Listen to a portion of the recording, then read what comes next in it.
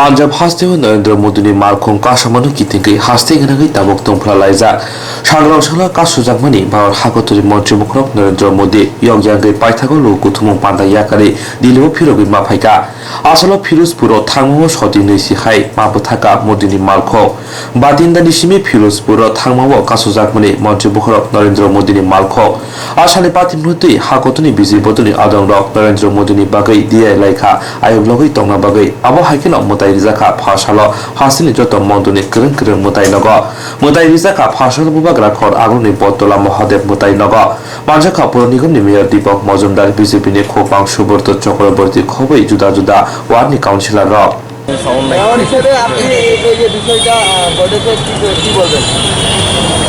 আমাদের scope officer যেটা বলেছেন সেটা আমি সহমত পোষণ করছি। আমাদের যশস্বী প্রধানমন্ত্রী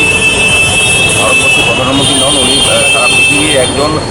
সবচেয়ে জনপ্রিয় রাষ্ট্রনেতা। ওনার ওপর পাঞ্জাবে উনি যখন একটা কর্মসূচি যাচ্ছিলেন পাঞ্জাবের উন্নয়নের প্রজেক্টগুলি ওপেন করার জন্য, তখন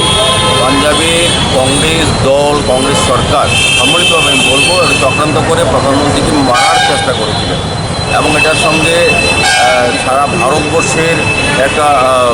বিরুদ্ধে একটা জনমত তৈরি হয়েছে, একটা আবেগ তৈরি হয়েছে। কারণ প্রধানমন্ত্রী শুধু উনি বললেন যে শুধু একটা দলের প্রধানমন্ত্রী নন, উনি কিন্তু ভারতবর্ষের প্রধানমন্ত্রী। উনি ভারতবর্ষকে সারা পৃথিবীতে একটা জায়গায় পৌঁছে দিয়েছে। আগে ভারতবর্ষের প্রযুক্তি বা ভারতবর্ষের যে অখণ্ডতা রক্ষার ক্ষেত্রে প্রধানমন্ত্রীর যে ভূমিকা, তাতে কিন্তু আমাদের কংগ্রেস যে দল ভারতীয় জাতীয় দল কংগ্রেস তার কিন্তু বিরুদ্ধে অনেক বছর ধরে উনি 14 সালে যখন দায়িত্ব নিয়েছেন তারপর থেকে চক্রান্ত করতে বিভিন্নভাবে প্রধানমন্ত্রীকে একটা ষড়যন্ত্র করে দুর্বল করার চেষ্টা করছেন, ওনাকে হত্যা করার চেষ্টা করছেন, যেটার প্রতিফলন আমরা দেখেছি পাঞ্জাবে। এর জন্য সারা ভারতবর্ষব্যাপী সমস্ত জায়গার একটা প্রতিবাদ মিছিল চলছে, কর্মসূচি পালন করেছেন, দলের পক্ষ থেকে সাধারণ মানুষও সামিল হচ্ছেন। এটা আবেগ একটা, আমাদের প্রধানমন্ত্রী বললাম তো, এটা সারা ভারতবর্ষের একটা আবেগ। উনি যে জায়গাতে গেছেন শুধু বিজেপি দলের উনি নেতৃত্ব নন, সারা ভারতবর্ষের সমস্ত পৃথিবীর একজন একটা 1 নম্বর রাষ্ট্রনায়ক হয়েছে। তো আমি বলবো আমাদের রাজ্যের থেকেও আমাদের দলের পক্ষ থেকে বিভিন্ন কর্মসূচি গ্রহণ করে তারই অঙ্গ হিসাবে আমাদের মাননীয় প্রধানমন্ত্রীর দীর্ঘায়ু কামনা করে, ওনার সুস্বাস্থ্য কামনা করে, উনি যাতে পৃথিবীর, আমি বলবো না ভারতের, পৃথিবীর নেতৃত্ব দিতে পারেন সেই আশা কামনা করে আমরা বিভিন্ন জায়গায় বিভিন্ন মণ্ডলের তরফ থেকে বিভিন্ন মন্দির পূজা অর্চনা করা হচ্ছে, যজ্ঞ করা হচ্ছে, যাতে প্রধানমন্ত্রী আরও দীর্ঘায়ু হন, প্রধানমন্ত্রীকে আরও আমাদের পৃথিবীর সমস্ত জায়গায় আমাদের ভারতবর্ষকে আরও উপর পৌঁছে দিতে পারেন এবং ভারতের সমস্ত মানুষের সেবা করতে পারেন, কল্যাণে লাগতে পারেন। সেই কারণে আমাদের করতাম। এটা আরও কয়েকদিন চলবে, বিভিন্ন বুথ লেভেলে, মণ্ডল লেভেলে, ডিস্ট্রিক্ট লেভেলে, রাজ্য লেভেলে এর প্রতিবাদ চলবে, ধর্ণা চলবে, প্রতিবাদ হিসেবে এবং ওনার মঙ্গল কামনার জন্য আজকের এই অনুষ্ঠান। গত পরশুদিন পাঞ্জাবের জব্বলপুরে ভারতবর্ষের যশস্বী প্রধানমন্ত্রী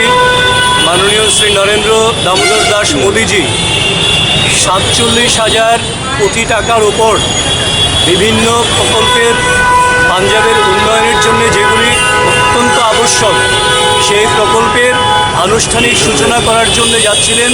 পাঞ্জাবের জব্বলপুর। সেখানে দেখা গেল উনি কনভয় নিয়ে যখন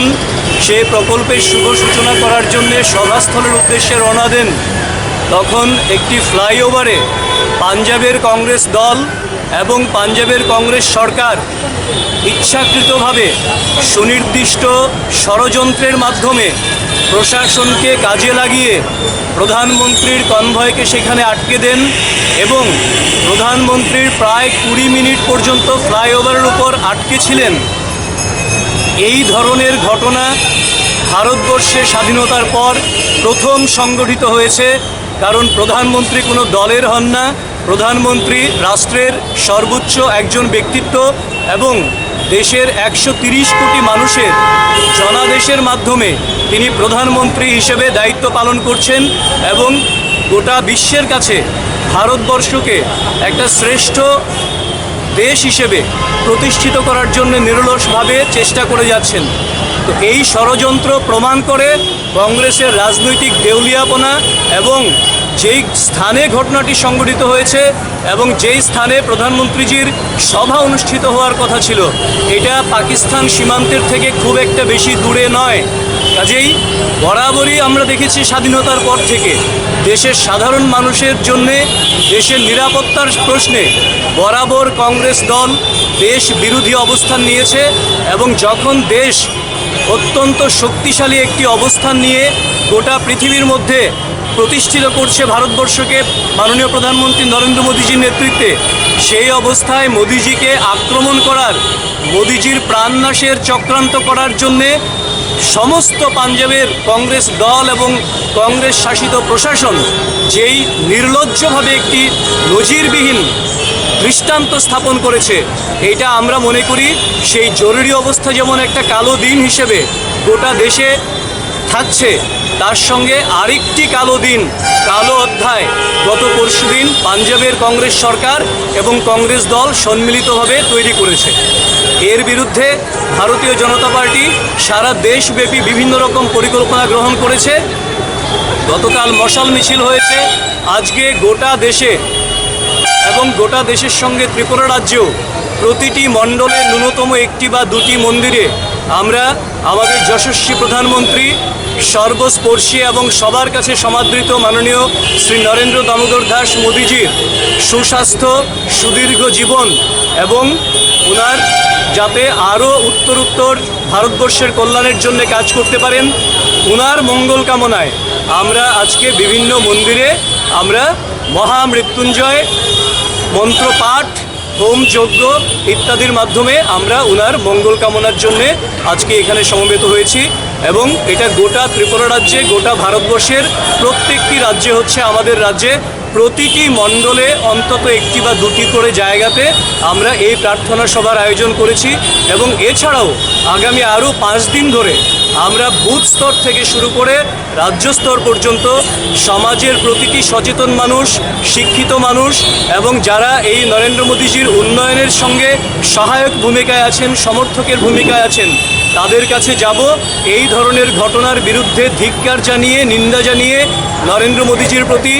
সহমর্মিতা, সমর্থন এবং সহমত ব্যক্ত করার জন্যে বিভিন্ন সোশ্যাল মাধ্যমেও আমরা তীব্র জনমত গোটা দেশব্যাপী আমরা তৈরি করব এবং ত্রিপুরাও সেই উন্নয়নের সঙ্গে সেই কর্মসূচিতে সামিল হবে।